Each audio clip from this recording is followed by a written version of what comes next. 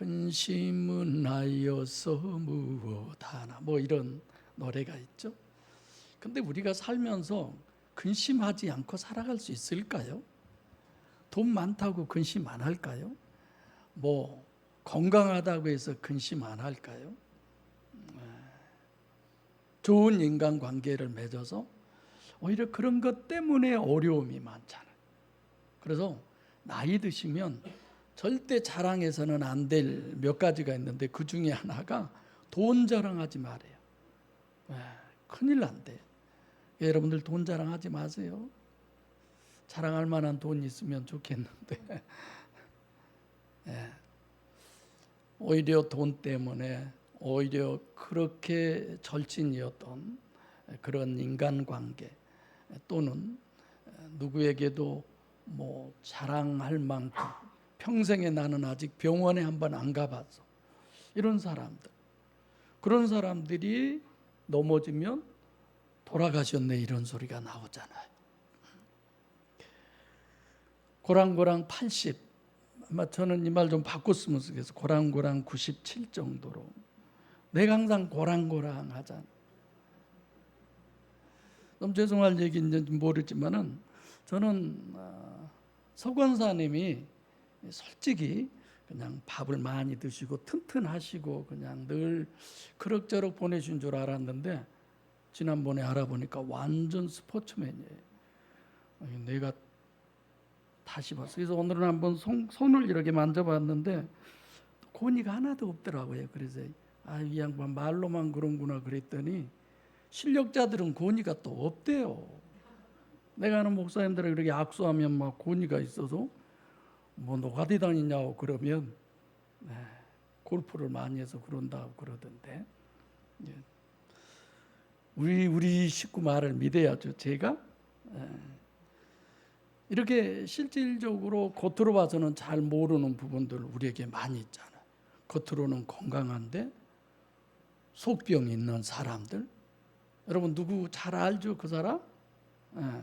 항상 위험인물. 그래서 오늘 본문에도 보면서 무슨 단어가 제일 많아요? 오늘 본문에 무려 7번이나 연속 조금 있으면 계속 나와요. 7번이나. 왜 이렇게까지 하셔야 되나? 그런 거죠. 그래서 주님도 오늘 우리에게 근심의 조건을 우리에게 얘기하고 있어요. 뭘 근심하고 있는 건지 그걸 조금 있으면으로 계속 우리에게 설명을 해주죠. 하율이 할인이도 여기 나와 있지만 어렸을 때 말 잘 들은 애들보다 저는 지 맘대로 큰 애들이 훨씬 나중에 보면 잘 크고 참 뭐라고 그럴까, 뭐 이렇게 얘기하고 싶어요. 제가 우리 영원히 집사님 나왔지만 결혼 주례 때 내가 뭘 많이 하라고 그랬지? 더 크게 해봐. 주례하면서 그냥 신혼여행 가면서부터 싸우라고 그랬어요. 제가 많이 싸웠죠? 그 말 듣고 그런지 엄청 싸웠어요. 난 큰일 날 뻔했어. 너무 싸워가지고. 근데 잘 살잖아요. 애들도 크면서 싸운다라는 말이 있잖아요. 그래서 싸움의 면역력도 길러야 되고 인격의 어떤 면역력, 화목의 면역력 이런 걸 많이 싸워야 돼요. 그래서 때로는 부부끼리도 저는 늘 싸우라고 그러잖아요. 교회에서도 서로 싸우라고 그러고. 이런 목사 없을 거예요. 서로 부딪히고 싸우고 서로 타협하고 이해하고 그래야 훌륭한 인격자가 되는 거예요. 그래서 오늘 근심이 기쁨이 되리라라고 했는데 근심에 대한 내용이 오늘 본문의 내용이에요. 즉 고난을 본문은 얘기하고 있어요. 그래서 고난이 뭔가를 성경적으로 정립하지 못하면 절대로 올바른 신앙생활은 아예 생각지도 말아야 돼요. 그걸 모르기 때문에 자기에게 고난이 오면 하나님께 기도해서 하나님 이 고난이 내게서 지나가게 하옵소서. 예수님은 그렇지 않잖아요. 그것은 예수님의 원함이지만 주님은 뭐라고 그래요? 아버지의 원대로 되기를 원하나이다.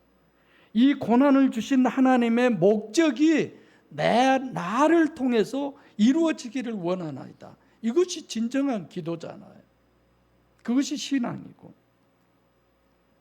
그런데 우리는 늘 그런 것들이 떠나가기를 원해요. 그래서 고난은 신앙생활하는데 필수예요.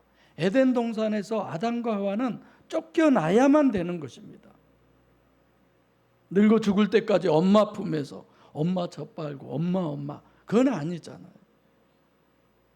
그래서 강자를 만들어야 되는 거지 교회도 마찬가지예요. 어제 어느 부분에서의 발표를 보니까 한국에 내가 예수다라고 하는 사람이 50명 정도 된대요. 그런 분 있잖아요. 자기 시아 친정 아버지보다도 더 나이 드신 분을 그냥 자기가 목사로 앞으로 나오라 해가지고 예배 시간에 뺨을 그냥 이쪽 저쪽 내리때리고 타작마당 잘 알죠. 성경을 모르니까 그렇게 맞고 이거 하나님이야 그 목사님. 대부분 그렇게 깡이 심한 분들이 누구인 줄 아세요? 전부 여목사님들이에요. 이게 조심하세요. 여목사님들이 얼마나 무서운 줄 아세요? 난 남자 목사 그런 거 못 봤어요. 말은 들었지만. 이 어려운 세상에서 여러분들은 강자가 되시기 바랍니다. 어떤 강자? 영적으로 강자가 돼야지. 모르면 안 돼요. 아무리 내가 강자여도.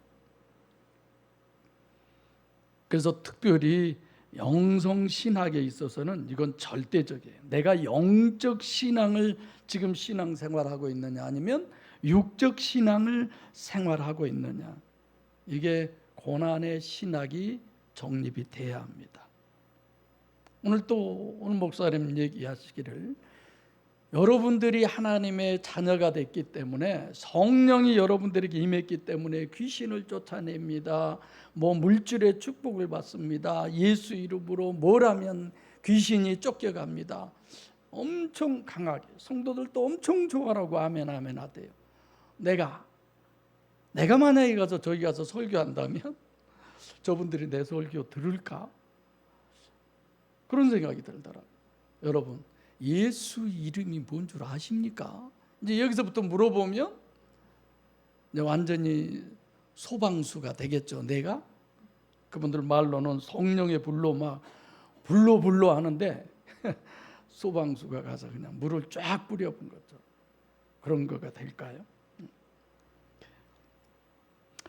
영적 신앙은 고난 신학 없이는 불가능합니다. 그래서 목양교회 오신 분들은 고난을 반갑게 영접할 마음이 없으면 아예 이 교회는 와서는 큰일 나요. 맨날 시험에 들 거야. 맨날 어려움 들고. 그래서 고난을 겪고 나서 사람은 애들도 아프고 나면 더 성숙한다고 그러듯이 겪기 전과 고난을 겪은 후의 상황은 전혀 다른 거죠. 둘 중에 하나예요. 고난을 아주 영적으로 접수한 사람은 고난을 겪고 나면 성숙하고, 고난이 제대로 정립되지 못한 사람은 고난을 겪고 나면 어떻게 돼요? 더 악질이 되는 거죠. 왜 그러냐? 영적 요소에 있어서의 고난은 절대적인 문제이기 때문에 그래요. 그래서 예수님도 그러잖아요. 조금 있으면 나를 보지 못할 것이요. 조금 있으면 나를 또 볼 것이요. 조금 있으면이라고 하는 이 단어가 미크론이라는 단어인데 이 부분을 우리가 오늘 본문에서 잘 정립을 하셔야 돼요. 같은 말을 7번씩이나 반복하면 그건 굉장히 강조한 거잖아요. 조금 있으면 보지 못하고, 조금 있으면 보고, 또 조금 있으면 보지 못하고, 또 조금 있으면 보고.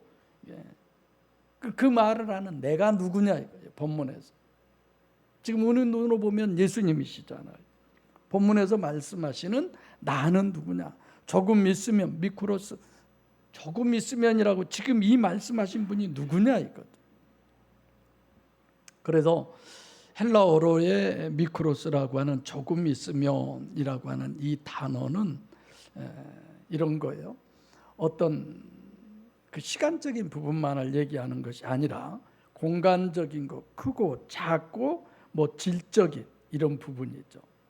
그래서 맨 먼저 조금 있으면으로 예수님이 정립하시는 건 그 주님이 도대체 어떤 분이냐 이거부터 우리가 생각을 해봐야 돼. 조금 있으면 나를 본다? 조금 있으면 나를 보지 못한다? 그 나가 누구냐 이거예요. 그래서 제일 먼저 조금 있으면 나를 보지 못한다.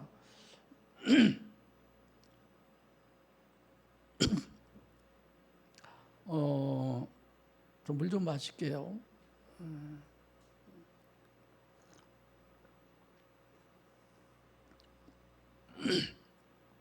예수님이 지금 얘기를 하시는데 조금 있으면 나를 보지 못한다라고 하면 지금 예수님의 공생이 거의 끝나갈 무렵이잖아요.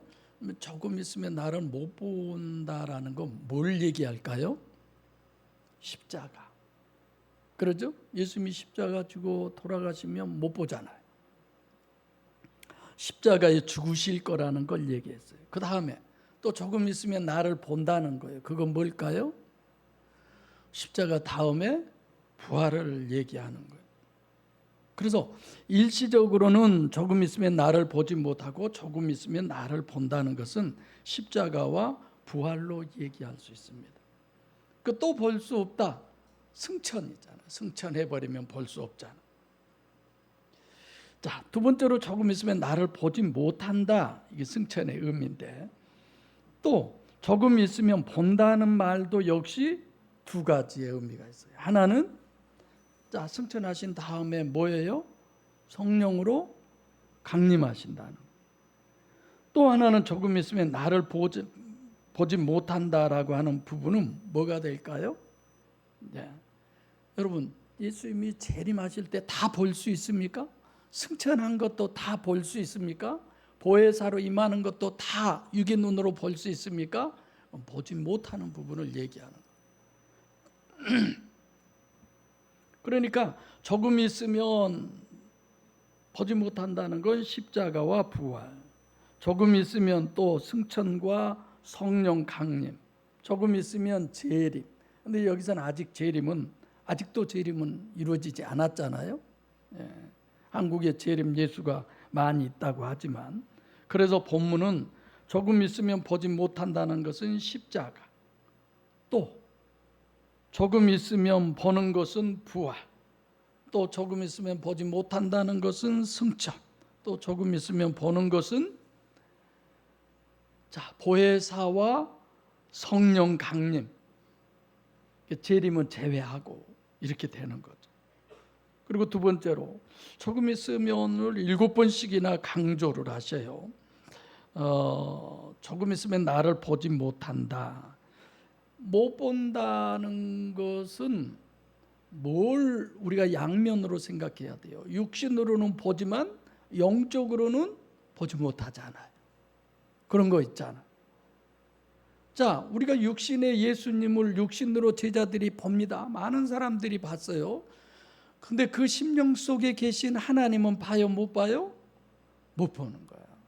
보면서도 못 보는 거야. 들으면서도 못 들은 것이 되는 거죠. 그러니까 조금 있으면 나를 본다. 육적으로 보는 거예요. 조금 있으면 또 나를 본다. 그거는 다음에 성령이나 보혜사는 어떻게 봐요? 호라호로 영적으로 본다는 거죠. 그래서 육적으로 본다, 데오레오라고 하는 단어인데 이건 육적으로 본다는 것은 어디까지 볼 수 있느냐? 십자가 볼 수 있죠? 부활 볼 수 있죠? 승천 볼 수 있죠? 이 성경에서 다 얘기한 거잖아요. 육적으로 본다는 거예요. 그럼 조금 있으면 나를 보지 못한다는 말씀은 승천이고, 그리고 나서의 뭐예요? 또 본다는 건 뭐예요? 성령 강림을 얘기하는 거죠. 왜 이런 걸 제가 이렇게 따지냐면 문맥상으로 봐도 그래요. 12절에 주님께서 아직도 내가 너희에게 이를 말이 많지만 그러나 내가 말을 하면 너희들이 알아들어요? 못 알아들어요? 못 알아들어. 감당할 수 없다는. 왜 못 알아들은다고 그랬어요? 왜 못 알아들은다고 그랬어요? 능력이 없어서. 그러죠? 그래서 13절에 뭐라고 그래요? 진리의 성령이 오시면 너희를 진리 가운데로 인도한다. 이렇게 얘기해요. 이제 진리의 성령이 조금 있으면 오신다는 얘기잖아요. 그러니까 조금 있으면 본다고 하신 것은 진리의 영이니까 보혜사로 우리가 그렇게 아셔야 합니다. 그래서 누가복음 9장 51절에 예수님께서 갈릴리에서 그 생애를 다 마치고 예루살렘으로 가시는데 예수님이 이제 예루살렘으로 입성할 때에 뭐 하러 가세요? 십자가 지러 가시잖아요. 죽으러 지금 가시잖아요. 근데 죽으러 갑니까? 결국은 뭐예요? 부활하시잖아요. 십자가만 생각할 것이 아니라 그래서 주님의 초점은 결국은 부활하셔서 승천하시죠. 승천하신 걸로 끝납니까? 그 다음에 어떻게 해요? 여러분과 제 심령 안에 보혜사로 임재하시는 거죠. 다시. 그래서 볼 수 있다는 의미는 호라오, 보혜사, 성령 강림으로 밖에 해석할 수 없죠. 그래서 조금 있으면 미크로스를 무려 7번이나 강조한 것은 그거는 뭐냐? 나다. 내가 누구냐? 보혜사다. 보혜사 성령이다. 이걸 우리에게 얘기하려고 하는 거죠. 그래서 시작에 조금 있으면부터 끝날 때까지 계속 그 얘기를 해오고 있는 것입니다. 그래서 14장 15절, 16절, 15절, 17절 그러나요. 내가 아버지께 구하겠으니 그가 또 다른 보혜사를 너희에게 주사 영원토록 너희와 함께 계시고 또 어디에요? 너희 속에. 그 다음에 이어진 것이 누구예요? 나다. 그것이 나다. 예수님이 그렇게 얘기하는 거예요. 그러니까 12절에 너희들이 전혀 못 알아들어요. 왜 못 알아듣느냐? 성경이 계시하고 하나님이 약속하신 인간의 구원은 성육신하신 신인 메시아에 의한 구원이에요. 근데 그 성육신하신 신인 메시아는 단일체예요? 이중체예요? 이중체예요. 그래서 오늘날도 많은 사람들이 얘기하다 보면 나도 그런구나. 그렇게 알면서 왜 그러지 못하지? 이런 부분이 있는데 오늘 좀 구체적으로 그런 부분을 얘기할게요. 이게 내가 아니잖아요. 이 속에 들어있는 영이 나잖아요. 우리도 이중체예요. 예수님도 마찬가지예요. 하나님이 육신을 입고 오셨어요. 이 옷을 내가 입고 온 것처럼 하나님이 육신이라고 하는 옷을 입고 오셨어요. 그게 예수님이에요. 그 예수님이 그 육신의 옷을 벗어버려요. 그게 이제 진짜 하나님이잖아요. 근데 우리는 그 옷이 예수님 육신을 입고 오셨는데 그 육신 자체를 하나님으로 안다 이거예요. 그건 잘못이죠. 우리도 이것이 내가 아니잖아요. 영이 나잖아요. 이건 영성 세미나 때 이제 이런 부분은 많이 설명해 드리겠지만 예수님도 이 땅에 공생에 오셔서 공생에 하신 사역하시고 십자가에 죽으시고 이중체가 뭐예요? 겉사람은 죽고 그 속에 들어계신 전능하신 하나님, 삼위일체 하나님이 성자 하나님이 육체에서 탈출해서 빠져나오는 걸 우리는 뭐라고 그래요?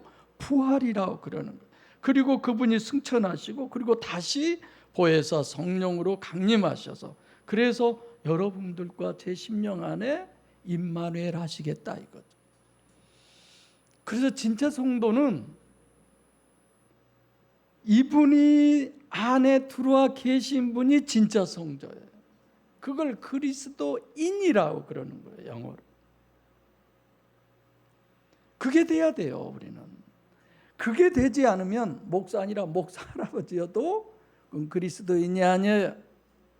이방인이에요, 이방인. 하나님이 없는 존재. 죽은 자, 시체, 흙덩어리, 육체 이런 거죠. 그래서 교회에 가장 먼저 해야 할 일, 임마누엘이 되게 하는, 그 심령 안에 하나님이 임재하게 하시는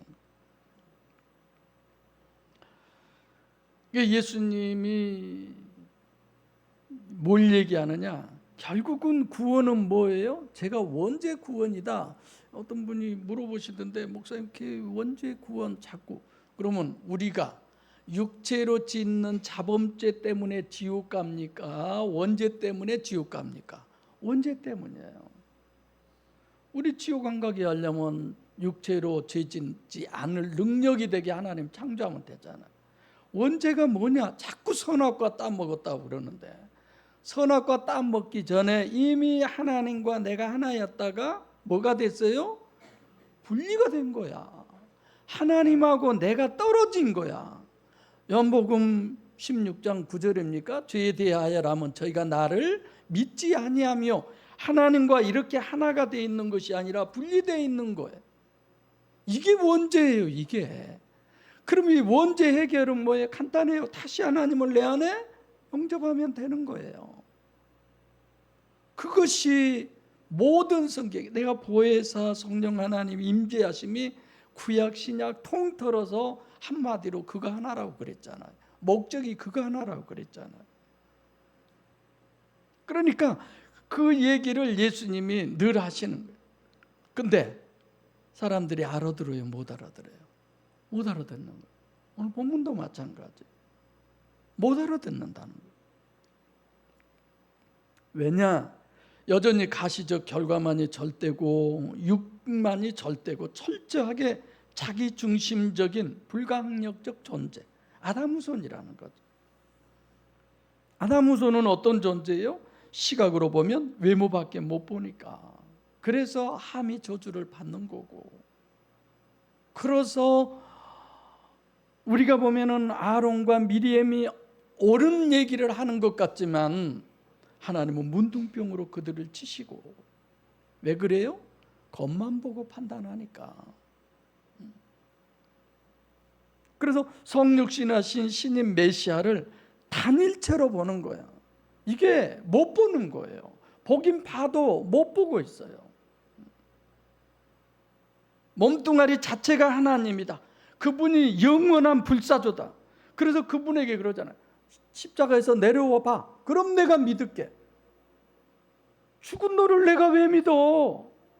영원한 불사조면 내가 믿지. 당시에 그러잖아요. 그 육체를 누구로 봐요? 하나님으로 보는 거야. 오늘도 그 육체를 하나님으로 보는 사람들이 무수하게 많죠. 자, 본문은 뭘 얘기하려고 그러느냐? 이런 거예요. 예수님을 직접 3년 반 동안 따라다니면서 보이고, 죽은 사람도 살리고, 소경, 눈뜨게 하고, 안진뱅이 이렇게 별의별 걸 다 했어도 소용이 있어요? 없어요? 소용이 없는 거예요. 예수님의 말씀을 못 알아듣는 거예요. 한 발자국도 변한 게 없는 거예요. 예수님이 아무리 말씀하시고 구약에서부터 성경이 다 계시하고, 그래도 돌아서면 마이돔 전혀 알아듣지를, 무슨 소리야 이런 거죠. 그래서 본문은 구약에서부터 하나님이 계시하시고 역사하시고 예수님이 오셔서 다 보여주시고, 그래봤자 헛수고다 이런 얘기예요. 하나만하다 이런 거죠. 그래서 12절에 너희한테 아무리 알려봐야 소용없어. 언제 알아요? 진리의 성령이 오기 전에는 안 돼 이런 거죠. 그래서 성경을 있는 대로 봐야 된다. 있는 대로 보면 틀림없이 예수님이 십자가에 죽으신 분은 겉사람이고, 있는 대로 보면 부활하신 분은 속에 하나님이 죽음에서 빠져나오는, 그래서 승천하시고 성령으로 강림하시고, 있는 그대로 보면 뭐가 그렇게 어렵습니까? 왜 성령의 역사가 문제가 되냐? 왜 성령이 역사하는데, 왜 하나님이 역사하는데 그게 문제가 되냐? 인격적 관계에다가 사람들이 어때요? 다 자기 마음대로 보는 거예요. 내 이성으로 보는 거예요. 그래서 지난주 수요일 날 그렇게 얘기했잖아요. 왜 하나님의 말씀을 내 말로 듣냐 이거예요. 내 말은 여기 임성주가 아니라 자기 자신의 말로 듣냐 이거예요. 그게 얼마나 문제인 줄 아세요? 서로 대화할 때도 마찬가지예요. 상대의 의중을 잘 파악해서 상대가 무슨 얘기를 하는 걸로 들어야지, 자기 생각대로 상대의 말을 무시하고 자기 생각대로 듣고 연필 들고 시험 치러 들어가는 거야. 그러잖아요. 자기 영혼을 살리기 위한 말인지 죽은 걸 그냥 더 죽게 하는 말인지도 그걸 분별할 줄도 모르고 참 안타깝죠. 그래서 천지개벽을 해야 된다는 거예요. 얼마 전에 말씀드렸잖아요. 가치관이 완전히 뒤집혀져야 돼요. 내 가치관이 변하지 않고는 이중체로 볼 수가 없어요. 육의 법칙으로 살던 사람이 내 가치관이 변하지 않고 어떻게 영의 법칙으로 살 수 있습니까? 성경 기준이라고 말은 하면서도 종교적 기준에서 사는 사람이 성경 기준으로 변한다는 건 정말 어려운 거예요. 그래서 지금 여기서 계속 근심과 기쁨론으로 우리에게 정립해 주시는 주님을 생각해 보면 20절에 아멘 아멘이라고, 진실로 진실로 내가 진실로 진실로 너희에게 이르노니 너희 곡하고 애통하겠다. 곡하고 애통을 한다는 거예요. 주님을 믿음으로. 곡이라는 건 뭐예요? 소리내서 우는 거예요. 애통한다는 건 아예 울부짖는 거예요. 원어대로 본다면. 근심, 왜 그냥 근심이라고 하지 않고 아멘 아멘을 거기다 넣어서 이렇게 얘기하냐 이거예요. 지금 예수님 제자들 앞에 예수님이 뭘 져요? 십자가를 지금 지시는 거예요. 당연히 누가복음 23장 43절에 보면 십자가에 달리신 주님을 보고 가슴을 두드리죠. 곡하고 애통하는 십자가. 그 기쁨은 뭘까요? 그렇게 죽고 끝나버릴 줄 알았더니 그 주님이 어떻게 되셨어요? 부활하신 거예요. 우리가 그래서 여러분들과 함께 우리가 신앙생활을 하다가 육체에서 영혼이 빠져나가면 참 슬프기도 하고 애석하기도 하고, 좀 더 신앙생활을 열심히 하고 말씀을 더 알아서 진리 가운데 있다가 가셨으면 좋을 거, 이런 아쉬움도 있는 분도 있고, 그렇죠? 무조건 우리는 교회 다니다가 돌아가시면 천국 갔어, 아이 믿으면 되지, 그런 거 아니에요.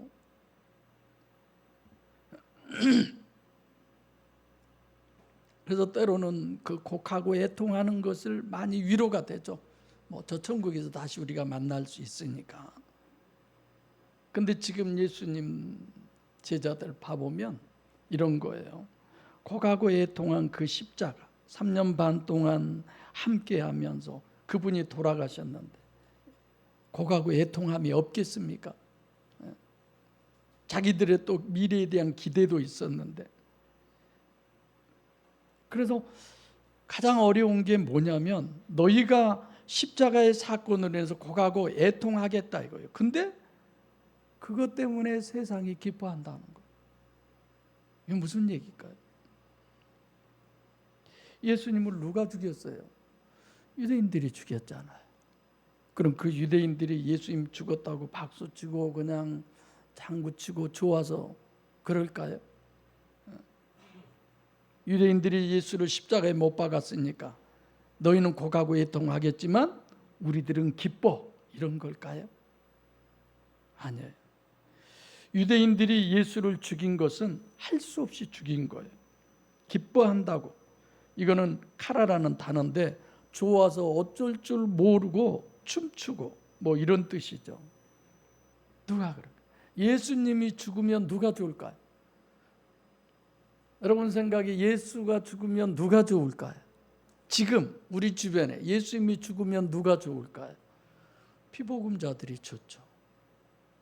그분이 죽어야, 십자가에서 피를 철철 흘러야 그 피로 말미암아 죄 사함 받아 구원받으니까. 안 죽으면 큰일 나잖아. 자기들이 죄 때문에 다 지옥 가게 되잖아. 예수가 죽어야 그분의 피로 그걸 보혈이라고 그랬죠. 그래서 자기들이 구원에 이른다는 거예요. 그 사람들은 예수님이 안 죽어야 기뻐요? 죽어야 기뻐요? 죽어야 기쁜 거예요. 억지 놀린 것 같지만 실제 그래요. 이게 비복음자들이에요.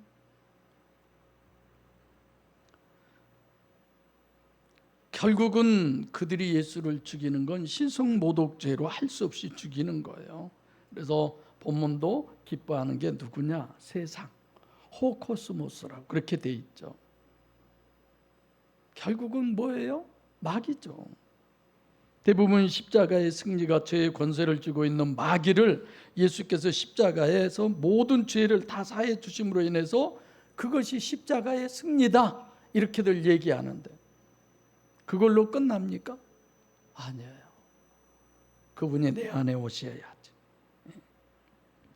결국 그래서 마귀는 아주 대패했다 그렇게 얘기하는데 방금 얘기했던 것처럼 피복음자들이 오히려 보혈의 능력으로 기쁘고 즐거운 거죠. 마귀가 속이고 유혹한 거죠. 그래서 우리는 교회는 주님의 십자가에 죽는 걸 보고 곡하고 애통하지만 마귀는 신나는 거예요. 기뻐하는 거예요. 뭐 때문에? 피복음으로 구원받는다고 하니까. 그리고 근심도 본문에 2번이나 썼어요. 20절에 내가 진실로 너희에게 너희는 곡하고 애통하리니 세상이 기뻐.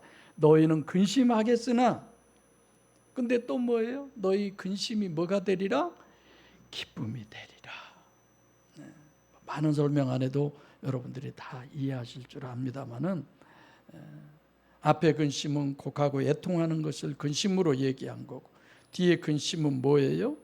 뒤에 근심은 결국은 부활도 근심이죠. 살아계셨을 때 부활하셨을 때 나타났다가 보였다 안 보였다 보였다 안 보였다. 그래서 어떻게 해요? 금을 들쳐미고 어디로 가요? 갈릴리 바다로 또 가는 거야. 근심이죠. 부활하셔서 그런 부분들 결국은 이 근심도 하나는 십자가의 근심 또 하나는 부활의 근심이에요. 전혀 다른 모습으로 부활하셨으니까 볼 때는 그런데 또 없어지고 그래서 십자가와 부활이 제자들의 근심이 되는 거죠. 세상은 부활이 기쁨이에요. 왜? 이것도 우리가 잘 생각해 봐야 되는데 십자가에 죽은 예수님의 그 몸뚱아리가 다시 살아난 거야. 영원히 죽지 않는 거예요. 그 흘린 피가 그래서 보혈이 되는 거예요. 그 증거가 뭐냐? 부활이다. 이렇게들 얘기하죠. 자, 이어가겠습니다. 세 번째로 보지 못하는 것은 십자가와 부활. 부활도 다른 모습으로 부활하셨어요. 똑같은 모습이 아니에요. 성경에 분명히 그렇게 기록이 돼 있어요. 승천도 다 보고 부활도 다 봤어요. 그러니까 결국은 기쁨은 뭐밖에 없느냐면 너희에게 기쁨은 뭐다? 부활도 승천도 아니에요. 뭐만 기쁨이에요? 보혜사만이 기쁨이 되는 거죠. 정리돼 가죠? 근데 재림도 기쁨이지만 여러분 생각해 보세요. 재림이 기쁨일까요? 두 가지예요. 재림이. 잘 생각하셔야 돼요. 하나님을 그 안에 소유한 사람들에겐 기쁨이지만 하나님을 소유하지 못한 사람들에게는 뭐예요? 저주예요. 저주예요. 재림의 주로 오실 그 재림의 주님은 사랑의 주님이 아니에요. 아주 공의로운 주님이에요. 피도 눈물도 없는 주님이에요. 근데 모르니까 기뻐하는 거예요. 그래서 본문은 뭘 비교하느냐? 십자가가 너희한테는 근심이고 세상에는 기쁨이다. 그리고 너희는 부활도 근심인데 세상은 부활도 기쁨이다. 너희 기쁨은 보혜사 성령이 임마누엘 하신 것이 너희의 기쁨이야.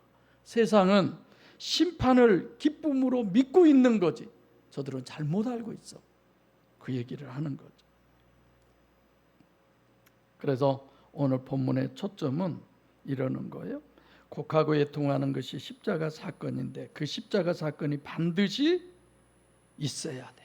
그래서 아멘 아멘을 얘기해. 왜 있어야 되느냐? 왜 곡하고 애통하는 것이 있어야 되느냐? 왜 십자가에서 엘리 엘리 라마 사박다니가 있어야 되느냐? 하나님도 버린 이런 모든 부분들 결국은 단일체 관이에요. 얼마 전에 마태복음 16장 31절로 33절에 너희가 나를 다 뭐한다? 스칸달리조 한다. 육체인 그 주님과 뭐예요? 영원히 분리돼야 되는 거예요. 그 육체의 주님과 그 다음에 또 뭐예요? 부활의 주님과 승천하신 이 눈에 보이는 모든 것들은 모두가 다 분리돼야 돼요. 다 잊어져야 돼요. 우리에게서 사라져야 돼요. 여전히 내가 보이는 게 절대고 육이 절대고 그런다면 아직도 우리는 성령의 실체를 내가 영접하지 못한 상태라고 생각한 게 오히려 더 옳은 것일 겁니다. 우리에게 치워버려야 할 것이 있어요. 우리에게서 완전히 분리돼 버려야 할 것들이 있어요. 우리 눈에 보였던 그 주님, 육체로 오신 부활하신 승천하신 그 모든 부분들, 때로는 곡하고 애통하게도 하지만 오히려 성령으로 거듭남으로 말미암아 그 모든 것들이 다 사라져야 되는 거죠. 너희들이 지금 곡하고 애통해서 단일체의 신인 메시아를 지워버리고 보이는 것을 완전히 다 지워버리고 그러면 보혜사 성령으로 너희가 거듭날 수 있어. 그 기쁨은 이루 말할 수 없는 거야. 이걸 우리에게 얘기하는 거야. 하나님을 모시는 성전 되시기를 바랍니다. 여러분과 내가 성전이 돼야 돼. 교회 다니는 게 아니에요. 그냥 예수 믿는다는 것이 의심반대 그게 아니에요. 하나님을 내 영 안에 그분을 모셔야죠. 그래서 이 세상은 재림의 주가 오시면 오히려 근심이 되는 거죠. 삼박자 구원이 오히려 종말의 심판의 대상, 지옥의 대상이 되는 것입니다. 육의 법칙이 영의 법칙으로 내 가치관이 변해야 하고 종교적 가치관, 신앙적 가치관으로 바뀌어야 됩니다. 그게 뭐냐? 성령으로 내가 거듭나는 거예요. 그 기쁨이 넘치시기를 바랍니다. 그래서 우리가 찬양 중에 오 이 기쁨 오 이 기쁨 이런 찬양 많이 하잖아요. 여러분들과 저는 육체 우선이에요. 사람이 무엇인가에 대해서 좀 그런 부분도 좀 잘 정립해서 썼으면 좋겠다 생각해서 생각나는 대로 폰을 들고 녹음으로 책을 써봤어요. 인간이란 무엇이냐. 그런 부분들을 쭉 설명하면서 혼자. 근데 생각해 보니까 겉사람과 속사람을 안 넣었구나. 또 그걸 넣어서 또 생각해 보죠. 우리들의 신앙생활에 있어서는 십자가는 필연이에요. 그 십자가가 요한 마태복음 16장 24절에 아무든지 나를 따라오려거든 주님과 관계하려거든 너에게 구원이 있게 하려거든 너를 부인해. 그리고 십자가 져. 십자가 지는 건 뭐예요? 결국은 죽는 거잖아요. 로마서 7장 24절에 오라 나는 공고한 사람이로다. 전부 다 뭐예요? 겉의 육체가 죽어야 속사람인 영인 내가 산다는 거예요. 지금 이 나 자신을 죽이라는 게 아니에요. 두 번째로는 인격적 관계이기 때문에 신앙생활이라는 건 죽는 것과 사는 것의 사이, 육이 죽는 것과 영이 살아야 되는 것의 사이예요. 중요한 부분들입니다. 살아야 되는 영은 저 멀리 있고 관심도 없고 거기는 생각도 없고 육만이 다야. 내 기분이 다야. 내 감정이 다야. 누군가의 말 한마디에 속절없이 그동안 쌓아왔던 그 신앙의 모든 것들이 한순간에 와르르 무너져 버리는 그런 신앙. 왜 그래요? 하나님이 그 안에 계시면 그럴 수 있겠습니까? 단두대에 목이 잘려도 결코 부인할 수 없는 것들인데 육체가 어떻게 해야 죽느냐? 육체가 죽는 만큼 영이 살고 영이 죽는 만큼 육이 살아요. 서로 반비례하는 것. 오늘 또 바라옵기는 여러분과 제가 심령에 늘 영이 살고 육이 죽는 그 역사, 그 변화가 있기를 원합니다. 육도 살고 영도 살고 전혀 그렇지는 않습니다. 그래서 어떻게 하면 육이 죽을까 고민하고 어떻게 하면 영이 살까, 이것이 우리들의 고민이에요. 그래서 중요한 문제는 신앙과 종교의 차이예요. 단일체는 뭐가 능력이냐? 재물이 많아야 돼. 선악과가 많아야 돼. 건강해야 돼. 출세해야 돼. 강자여야 돼. 그래서 물고기 잡는 법을 가르쳐 줘야 되는데 되도록이면 물고기를 많이 잡아주려고 하고, 아니죠? 여러분들과 제 안에 능력이 있는 영적 강자가 되시기를 바랍니다. 세상에는 예수 믿는 모든 교회는 위대한 사람들을 만드는 게 목적이 아닌가 싶어져요. 선한 사람을 만드는 게 목적이 아닌가 싶어지고, 의롭고 정직하고 바른 이런 사람들을 만드는 게 교회의 목적이 아닌가, 그렇게 보여지기도 합니다. 목양교회는 위대한 사람 만드는 거 아니에요. 목양교회는 정직하고 의롭고 깨끗하고 그런 사람 만드는 곳 아닙니다. 전능하신 삼위일체 하나님이 보혜사 성령으로 그 심령 안에 임재하게 하는, 그래서 하나님의 자녀가 되는 게 하는 것이 목양교회의 사명입니다. 이건 교회의 사명이고 여러분과 저의 사명입니다. 그래서 우리는 하나님의 자녀 되려고 교회에 나온 거지. 그래서 하나님을 마음에 모신 그 사람, 그 믿음, 그 사람은 오늘 제목이 근심이 기쁨이 되리라. 그 사람이 무슨 기쁨이 근심이 있을 수 있겠습니까? 그래서 여러분들과 저는 삼위일체 하나님 보혜사 성령으로 내 심령 안에 영접하셔서 하나님의 자녀로 세상을 승리하시고 천국의 영광을 소유하시는 복된 여러분과 제가 되시기를 바랍니다. 기도하겠습니다. 살아계신